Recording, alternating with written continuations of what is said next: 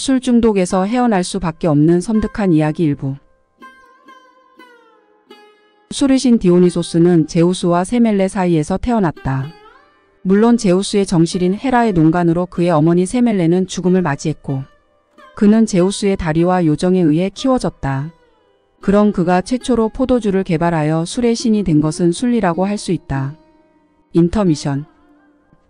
이제수 그의 별명은 뱅크 라버리다. 부산에 있는 동일한 은행을 5년 단위로 4번에 걸쳐서 털었기 때문에 얻은 별명이었다.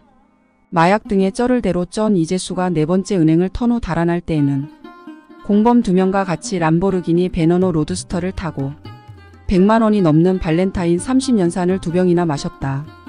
검붉은 로드스터는 명성대로 12기통 엔진 750마력의 제로백 2.8초인 최고속도 355kmh로 에어로다이나믹을 극대화한 성능의 모델로 심야의 경부고속도로 추격해서 애시당초 경찰차로는 따라잡는 것이 불가능했다. 그 순간 다른 순찰차를 압도하는 출력의 소나타가 앞으로 나섰다. 서울 방향으로 과속으로 달리던 로드스터는 영락 IC 부근에서 회동 저수지로 추락하고 말았다.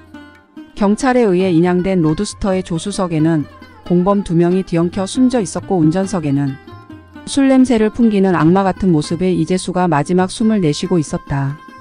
그의 마지막 말은 내가 죽어서도 너희들에게 디오니소스의 명으로 알콜과 로드스터로 복수를 하고 말 것이다였다. 인터미션.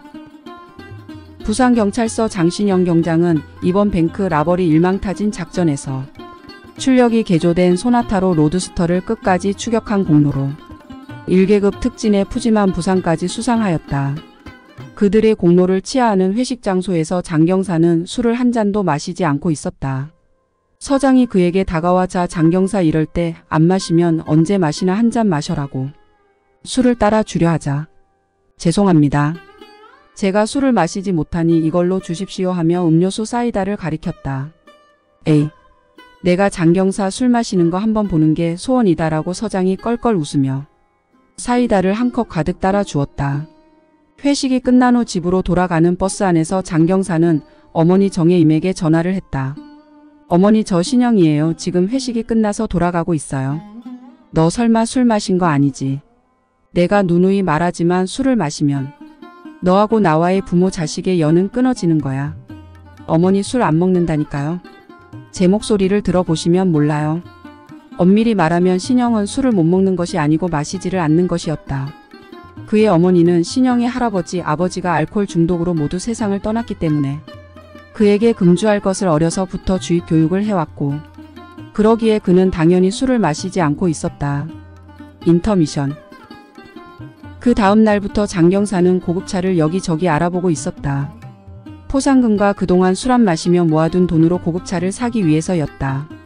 그는 차를 보기 위해 들른 현대자동차 부산 송정 대리점에서 유원순을 만났다. 유원순은 나이를 알 수 없는 묘한 매력에 능력 있는 세일즈맨이었다.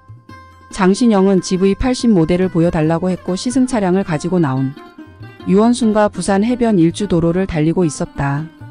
차를 운전하고 있는 옆에서 유원순이 GV80 모델의 성능과 재원 그리고 가격대를 설명하고 있었다. 그러던 중 코너를 급하게 틀다 균형이 무너진 신영의 오른손이 유원순의 매끈한 다리에 닿고 말았다. 장신영은 급히 차를 길가에 세우고 매너 있게 사과를 했다. 죄송합니다. 제가 처음 몰아본 차라 제어가 서툴러서. 호호 장경사님 참 순진하시네요. 전 순진한 남자가 좋더라고요. 하면서 유원순이 장신영의 손을 잡자 그의 얼굴이 붉어졌다. 그 후 그들은 차구매를 핑계로 거의 매일 만났고 연인이 되어 있었다. 유원순의 신영씨 차는 제가 최고로 멋진 걸로 골라줄 테니 걱정 말고 기다려봐요.